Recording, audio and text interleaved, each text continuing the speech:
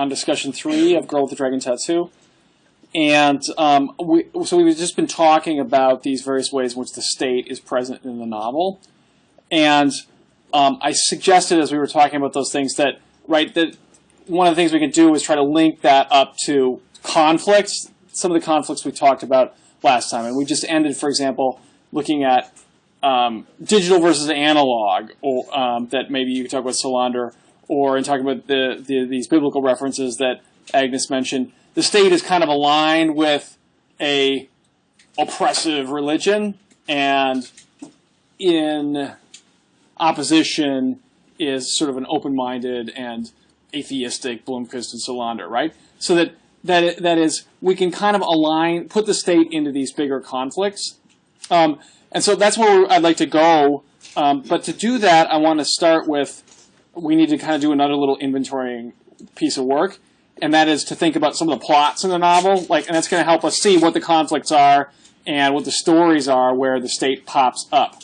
So it's not just Bierman, full stop, rather, but he's an actor in a story. What's that story in the novel? And there's a way to we can sort of look at those conflicts on the one hand, or look at those plots on the one hand, but it's helpful, I think, to remember when we talked about plot earlier in the course, to think about what kinds of plots there are. That this is a novel that's drawing on different kinds of stories. Like, what are the stories here? For example, Elizabeth Solander, she's kind of the outsider that comes to town, right? Shakes things up and puts this Vonger family under pressure by digging dirt on them, right, and finding out their deep and closely guarded secrets. So one of the things we can do then is just ask ourselves, well, what are the plots in the novel? And then the idea is that we'll say, okay, what are the plots? What conflicts are there in those plots? And then how is the state a part of the conflicts in those plots, right? So we're kind of piecing together a chain of thinking to get back to these instances of the presence of the state that we've identified here. Does that make sense? Thinking along that chain. So let's just, what I'd like to do then here is start by asking you to let's see, to just identify with people sitting next to you 2 plots in the novel here, and that can be Wennerstrom versus Blomquist, right? Which is kind of like the Wennerstrom plot, we could say, which is obviously the novel begins with it, and we'll find ends with it, and obviously that's an important part of the novel. But there's other small ones here along the way. For example, how does Bierman figure into the whole thing, and what is that plot, right? So just identify one, and it doesn't have to be the main one. But actually, subplots are very helpful, and then identify one, and then try to name the main events in it as we've read the novel so far. So one plot and main events. And let me just mention here to begin with as well some of the plots we talked about. Some of the plots we talked about the other day, or a couple weeks ago when we were talking about this keyword plot. And one was the rescue plot, right? Kind of the damsel in distress. Obviously that has its sort of conventions of gender representation that may or may not apply here. The rivalry, right? The journey, someone takes a trip. Underdog, right? Someone comes to town, this new person doesn't fit in. Love, boy meets girl, boy loses girl, boy gets girl back. Obviously gender there as well. Loss, the story of loss, where loss of innocence, loss of other things. Sacrifice, where someone is called upon to make some sort of sacrifice in order to put things in order again. So those are a few that you can think of. Maybe you notice or you remember others as well. But think about if you can kind of recognize the type of plot that is in question in some of the main events when you identify your plot. So let's take a few minutes to do that with people sitting next to you. So what is the plot in terms of the terms of this novel? What kind of plot is it? And what are the main events? 3 questions to work with.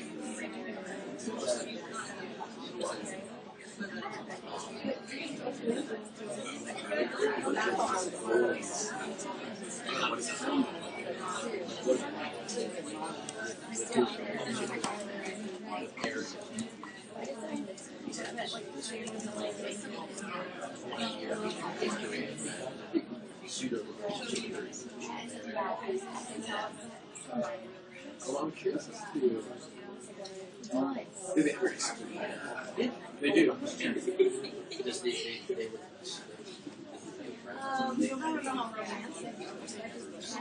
No, I mean more like why they still stay. Not still stay. Okay. I mean, just they were very honest with people they were with about each other. I know Erica is, but not He was. That's why I got to.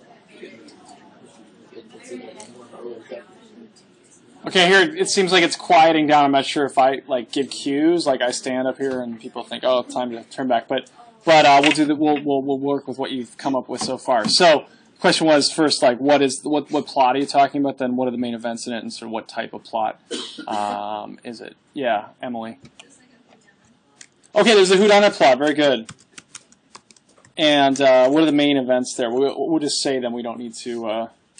I'll number these. That'll be make it look more organized, right? Okay, so there's a whodunit plot. What's the whodunit plot?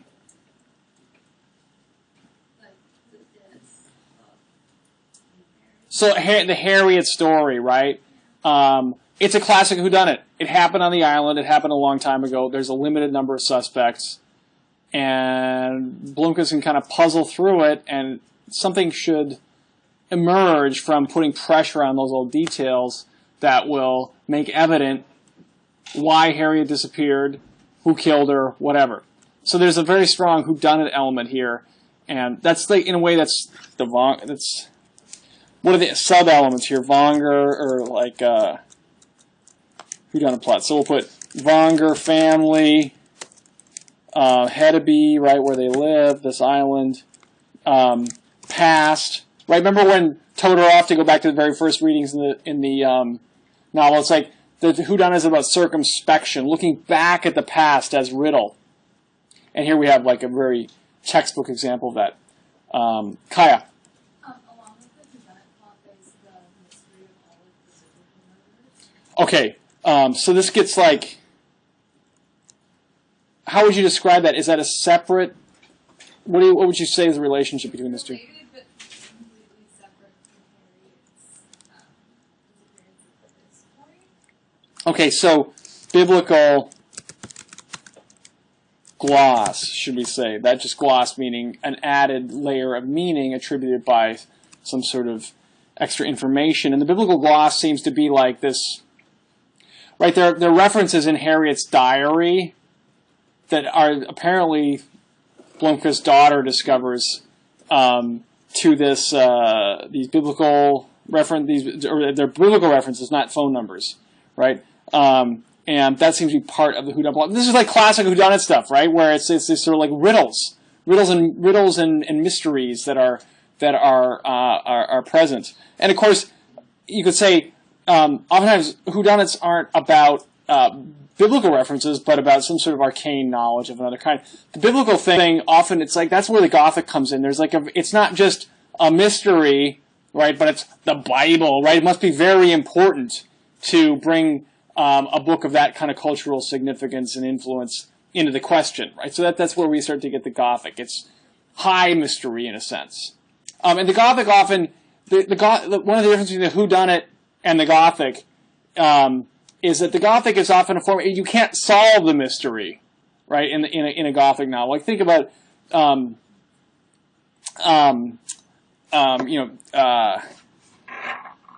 the Bronte sisters or things like that. If you read some of the 19th century, Wilkie Collins, the Moonstone, these kinds of things, they're like, it's like colonialism back there, or the falling family, right? These are mysteries that don't really have a resolution. It's like about the changing world somehow that is the source of the mystery.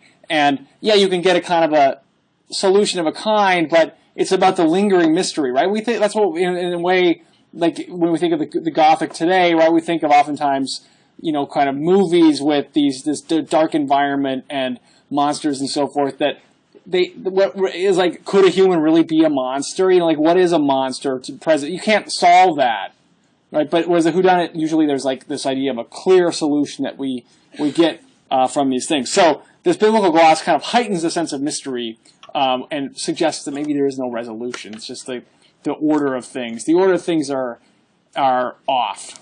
Okay, so that's part of it, the whodunit plot. Yeah, other things here. If anyone wants to talk about what are the main events in the whodunit plot? Yeah. Like he finds the picture and then he finds he analyzes the car. He goes and visits every single family who were a part of it. Okay. He doesn't really come to a conclusion.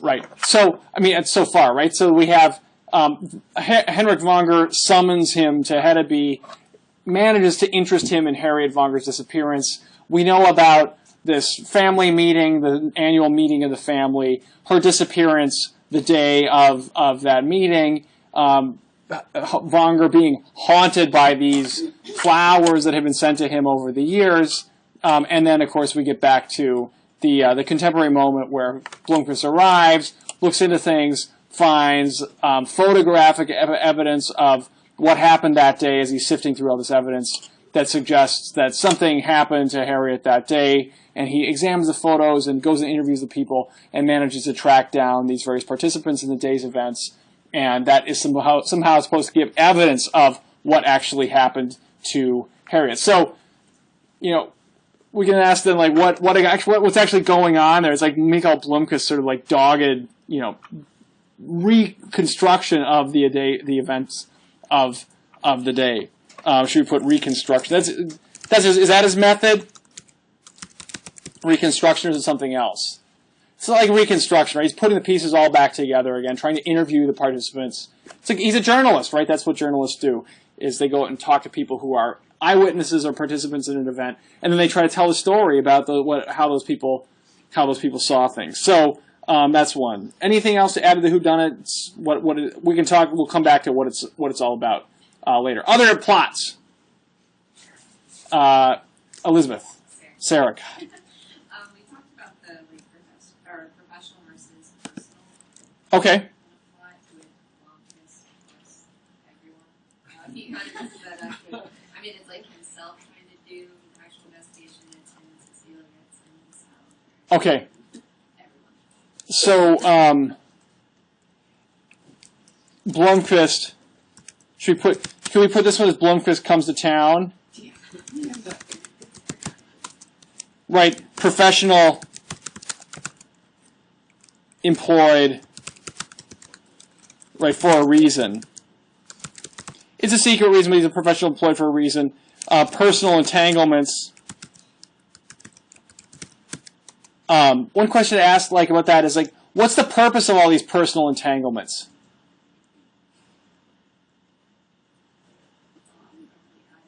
Yeah, that's the problem with the novel. Right?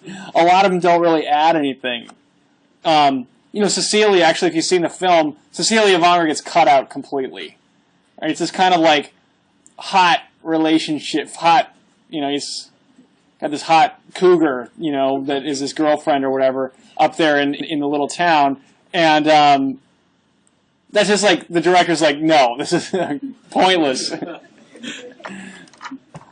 this is the question. Like this friend of mine who's a big critic or writes about detective fiction in Finland for newspapers. She always would laugh with these novels, like, yeah, it's just so obviously the author's fantasy, you know, like all these sorts of ways in which, you know, this kind of like unpresuming guy just keeps stumbling into these women who want to seduce him everywhere he turns. Yeah. So professional employment, but personal entanglements. Which, see, it's a good question. Like, what's going on with that stuff? But they're important moments of plot, right? And part of it is like one of the question is, are they red herrings? Right? We're continually. This is one of the tasks of the crime fiction reader, right? Is you're constantly being presented with plot information, and then what's the question you ask? Does this matter or doesn't this matter? Right? And you're supposed to, this is how you work as an analog to the investigator. You're supposed to you want to be a step ahead, right? Or saying, oh, that's not going to matter. Or maybe it does matter, right? Well, how is it going to matter? And the good writer, right, the clever writer is going to surprise you somehow with the relevance of the seemingly unimportant. Are the new things or things to add to this plot? Cameron? In relation to that, it seemed almost like a love triangle between Blomkvist, Cecilia, and Erica. And I think that, at least in regards to importance, both of them seem to affect not only his investigation with Cecilia and who he thinks might have done it, but also his relationship with Vonker in relation to the Millennium and how he's funding Erica. Right, so it also, business will put business interests. So it's like a love triangle that's both personal and business, right? Where it seems to be, it's not clear, like, are his personal relationships getting in the way of the investigation, and then also it comes to have an impact on the business. So that it's a way of, you could argue it's a way of adding layers or complications to the investigation. Kaya? Along with the personal entanglements, I think it also contrasts consensual sex versus Okay, sex. great point. It's definitely So should we put sexual politics here? like with, for example, with Lisbeth and Yearman, and then there's also these other murders that aren't involved in sexual crimes. Yeah. They're all are also these consensual relationships. Yeah. Excellent point. I just want to make one observation along these lines that I'm going to just sort of try to phrase as a question. And that is, what kind of sexual politics does this novel have? The reason this is an interesting question, I think, is that people pointed out about it that, and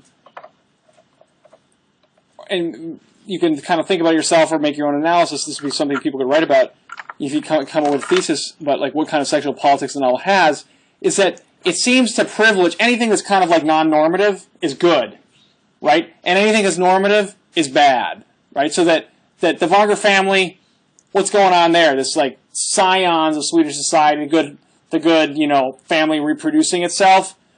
It's a pit of vipers, right? It's ultimately very destructive. What about Blomkvist and Berger, right? Erica Berger. Oh, good, right? This kind of like open marriage thing. So that if you start to look at all the different examples, usually if it's a sort of a conventional normative sort of sexual relationship of any kind, then it's like Bjurman. It's like a rapist, right? But then when it's sort of like non-normative of one kind or another, then it seems to be much more affirmative of that sort of thing. Now, so maybe that's not true. This is just, I'm repeating an argument that has been made by, actually, if you want to read the article, it's a popular article by Elizabeth, I think, Joan Acocella, who writes book criticism for The New Yorker. I'm sure you can find it on the New Yorker website. There was, when the books were released all as a box set, then she made this point about the, actually, I think I have the article in PDF. I'll put it on the share space. And you can kind of pivot off her argument to generate a thesis of your own if you want to do your own thesis option for the second paper. But yeah, the sexual politics are very interesting, and that seems to be a part of this Blomkvist comes to town thing. Maybe it's its own plot, Blomkvist's sexual predilections. That's its own plot, no question about it. Okay, other things that are part of this or other plots. Yeah, other plots? Yeah. The treatment of women in the novel, with obviously slander, and then also about like Cecilia's thing and her father calling her. Okay, so we'll put women hated by men. Well, we shouldn't use the passive voice, right? But here it's just echoing the Swedish title, right? There's a lot of men hating women, and what Hannah has emphasized is those women, right? That's. But the question is that a plot or a theme? You could argue it's really a theme, that there's a lot of women who suffer misogyny in the novel, but they're in these different plots, right? There's Harriet in the Harriet plot, the whodunit plot. There's Cecilia called a whore by her father in the Blomkvist Comes to Town plot. There is Lisbeth in the Bjurman plot, if you want to call that its own plot. So that there's these different women who are across these things, who are being, hated by men, to put it in an inelegant way. And yet the opposite is Bloomberg's attitude to all his women, which is fairly... Right, well, this is the thing, right? Blomkvist Comes to Town, we could put, like, should we put it here, like, Blomkvist... where does that go? We'll just put in the Blomkvist Comes to Town, like, thing that MBs, right, also sexual politics, like, highly sophisticated. I don't know. They're, like, an affirmative. He's okay with pretty much anything and respects people for who they are without making judgments, right? He's kind of this good guy, right, in many ways. So this is one part of it. I think that I want to leave, though, here the point that Kaya made, too. Are there other plots here that people want to point out? Elizabeth. The Wennerstrom Wenger conflict and Okay. Wennerstrom story, and then Wonger connection, Blomkvist.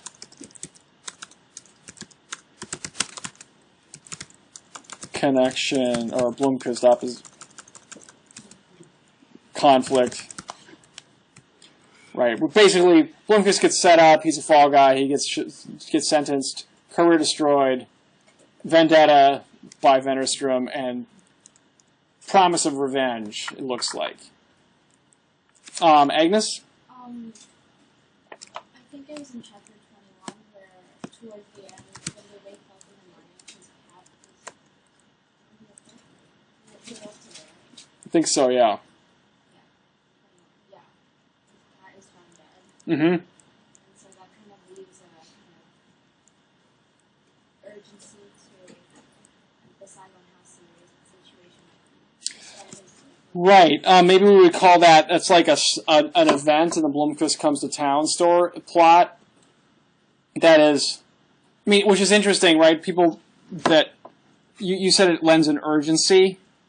Why does it lend an urgency? This is a question you could think about from the genre perspective. Why does the death of the cat lend an urgency to that plot? Well, from my perspective, I just thought that since this was like the death of a living creature that happened on site, Right. being in the scene. It's a clear symbolic threat, right? So that lends a sense of urgency. But why? What about that threat? How does that work with the genre? Yeah. Yeah. Up until that point, he kind of thought he was investigating something that had happened in the past, and it was kind of like separated. Right. Exactly. I think that's the point. That's an important point. Think of Todorov, right? What's a whodunit? It happened in the past, and there is no threat to the investigator. What's a thriller? There's a live threat of this evolving crime story. So here, what Larsson does in this novel, he takes what's a cold case, right? Happened in 1964 or whatever. It's a whodunit, and suddenly, wham bam, what was a whodunit becomes a thriller, right? So you could say that's an instance of, I think it's like page 340 to 342, where the cat gets killed, and all of a sudden, then he gets shot at, right? There's these changes in the plotting that introduce events that cannot be explained by the past. And what happens then? Blomkvist and Solander are under threat, and as a result, we have a thriller instead of a whodunit. So the whodunit becomes a thriller. And this is, I think, one of the reasons that the novel's been popular, is that what is this sort of like occult, kind of mysterious whodunit suddenly becomes a thriller. And so it offers different kinds of pleasures to readers based on, thinking about it from this perspective of the subgenres of crime fiction. Okay, are there other plots people wanted to mention? Yeah. Separate plot, it's just like a side plot, but I was thinking his daughter. Okay. She, he doesn't see her much, but she, I think, I can't remember exactly a while ago, but he kind of compares her, or I don't know if she's maybe implicitly compared to Harriet because of her age. Okay. And also, just the fact that he never sees her, but I don't know if he feels guilty about it, but she does help out indirectly with the references. Yeah, maybe Blomkvist's family story here. Like, we could say, what is that story? You emphasize the parallelism to Harriet. What's going on with that? Why is that there? Maybe it's a story of loss a little bit, like the loss of her youth, but also like a potential, the threat to her. Well, I was thinking it's also, it might almost be 50 this, just because he is a father, but I think he may not see himself as a very good father because he's so in his work. Yeah, in this case, the point is that Blomkvist is a kind of a lousy father, right? He's off, always doing his thing, and he's lost his daughter, who's coming up to see him. Doesn't really have much of a relationship to her, and so there's that sense of loss. That kind of, I guess that it's a very shallow plot, but it's supposed to give him some more depth, maybe a little bit more melancholia to his character. Show how he's sort of screwed up, but it certainly is its own story. And then it's also brought in a way that provides a key clue to unlocking this whole thing, where she's the one who says, "Oh, how come you have those biblical passages up on your wall? I thought you were an atheist or whatever." Right? And so, and there's some sort of topical aspect to it, where she's this kind of evangelical Christian, and he's an atheist and atheist Swede and so forth. But yeah, there's a good one that's kind of, you could call that like a subplot, right? Not developed very much, but plays an important role in terms of event and in terms of characterization. Other things people want to mention? Okay, let's turn to the bigger question that we were going to work with here, which was how is the state present in the conflicts that these various plots involve? So what are the conflicts here? People have commented on them already. And how is the state present, and if so, how? We're trying to understand the novel as a criticism of the welfare state, but the question is, how does it do that? How does it do that? Okay. So let's take a few minutes to talk about that with small groups, and then we can talk about it as a class.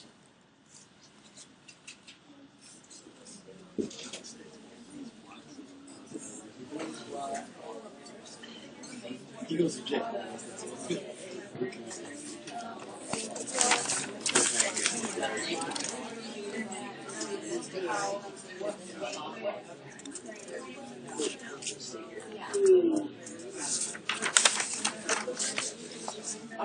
Wait, what other the police came in? They could kind of they're like, oh, they're trying to do Didn't see me.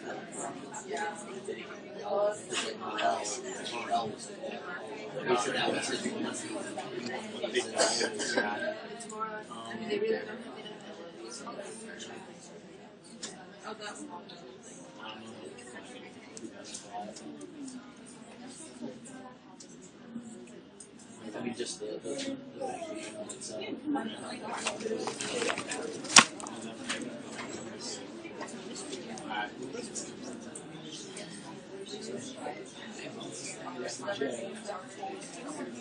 That doesn't. Well, again, it doesn't necessarily. Yeah, that's true. I know, but you don't. The first book is quietest of all. Or all the way. What are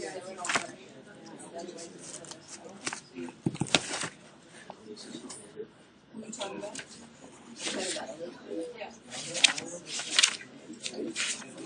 Okay, that's the whole 2 second book.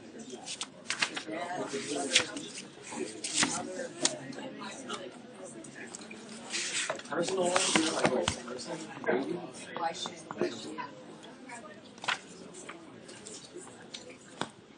I know, I was really. But she just. I mean, if you use the other. Then it makes sense. Yeah, like they leave it. But it's because of that. So that's what I'm trying to say. It's because of the plot. She's back in Swiss and that's it. Yeah. And you don't. And at that point, you got some great mentality. She's got it. I think it's somewhere. I think it's somewhere.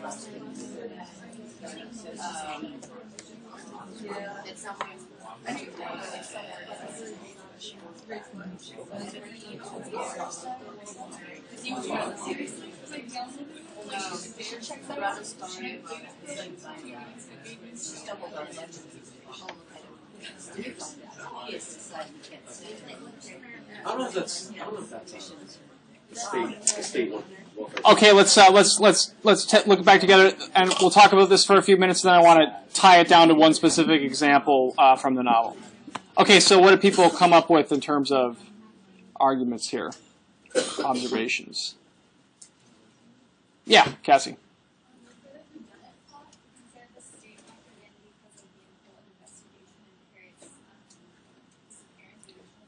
Okay.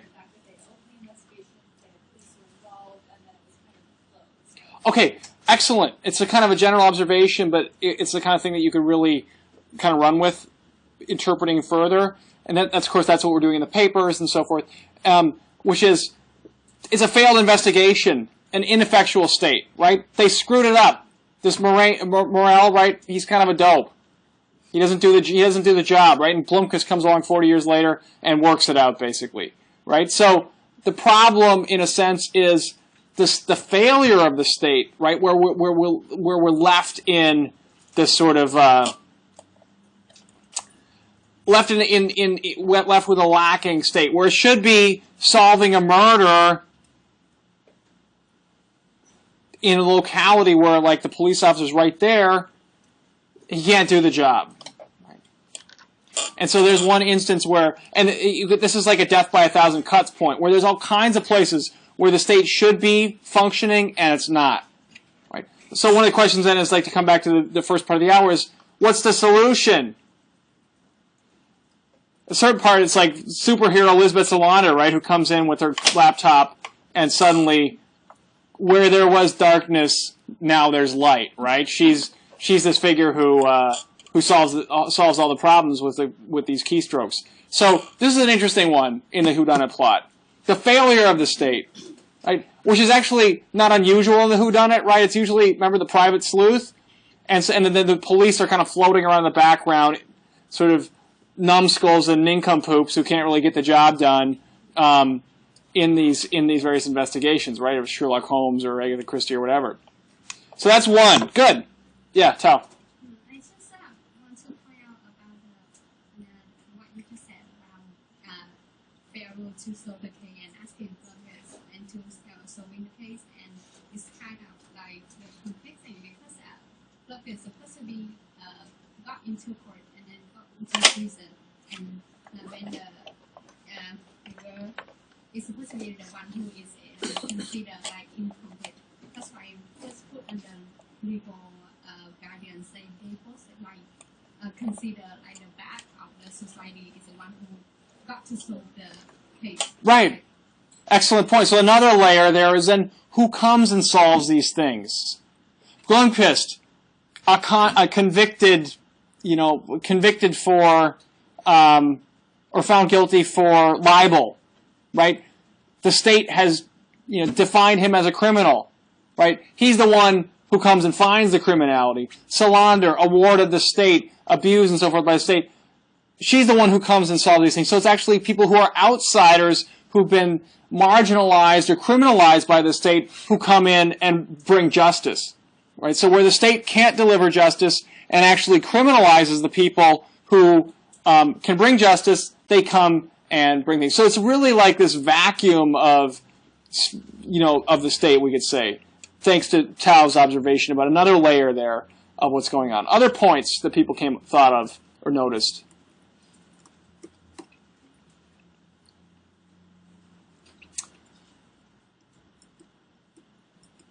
Anyone want to add anything?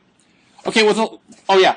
Well, the state is pretty cozy with the company that's setting up these shell projects. Yeah, the Wennerstrom plot, right? That the state is this kind of like, you can just imagine, right? These sort of well-heeled businessmen and sort of these agents of the sort of officers for state institutions that control large amounts of money that they're using to stimulate the economy and so forth, and then they're really old buddies from high school or whatever, or college, who pat each other's backs, and then large sums of money change hands, and then they kind of look the other way. It's a corruption charge, right? It's a corruption charge that the state is corrupt as well, financial malfeasance, right? Just like we see this in the debate in the United States as well about sort of what we call like financial reform, right? Where really, what's the problem with the investment banking institution? It's like former Treasury officials and so forth that run the show in these investment banks, and they just, if there's a problem, it's like,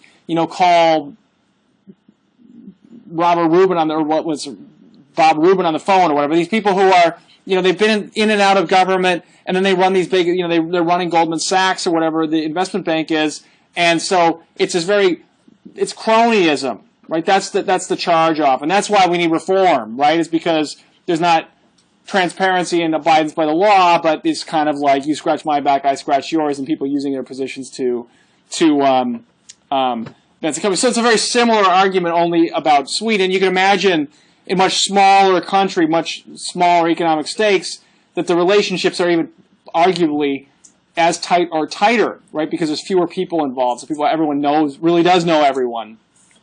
There's a funny joke about Norway that I've heard before, that there's no corruption in Norway. They all just went to high school together, right? It's like this idea, right, that the country's so small that, because everyone knows one another, there's no perception of corruption because that's just the way the system works.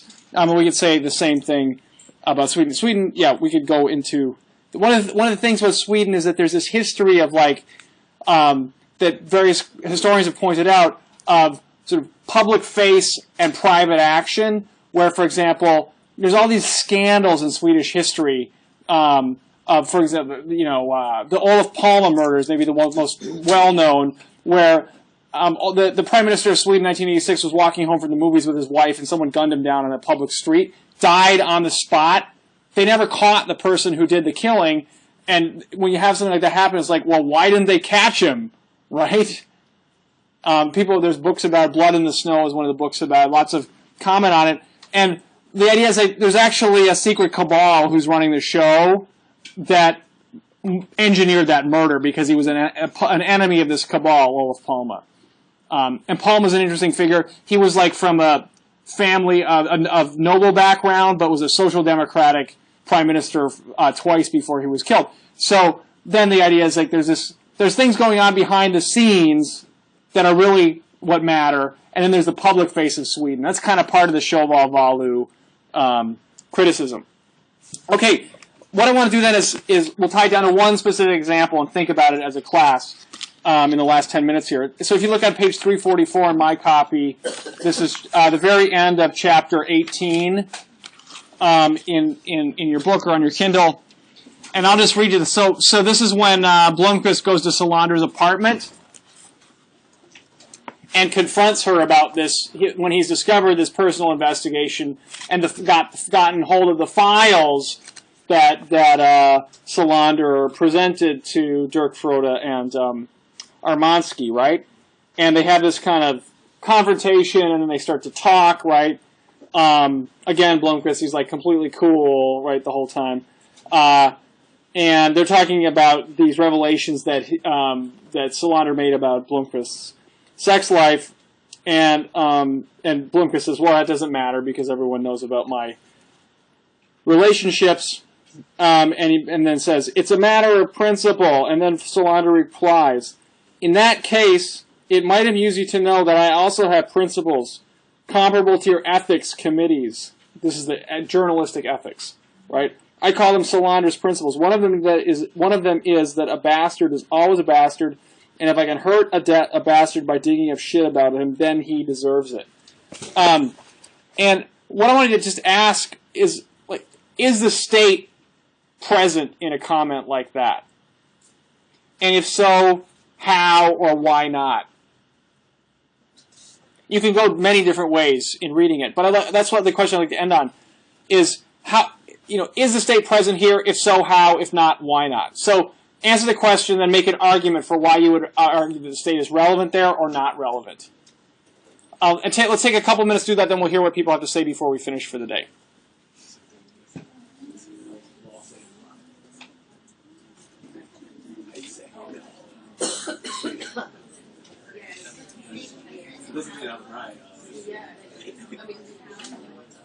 I don't know. I don't know what necessarily. I don't know how the judicial system is, but I always feel like it's really loopholes. You know what I mean?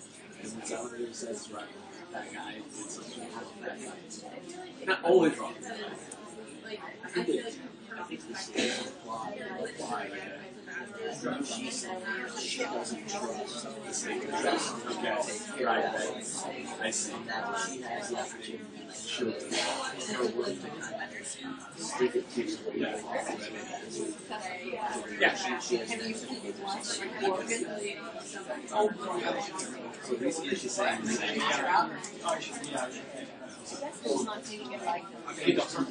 so basically she's saying okay, yeah, so anyway, I don't know, even like when he says it's because like again, I don't know how the judicial system is, but like Actually, no, I think the fact that she has to take care of it herself, it means it's a mistake. You know what I mean? Like, there's always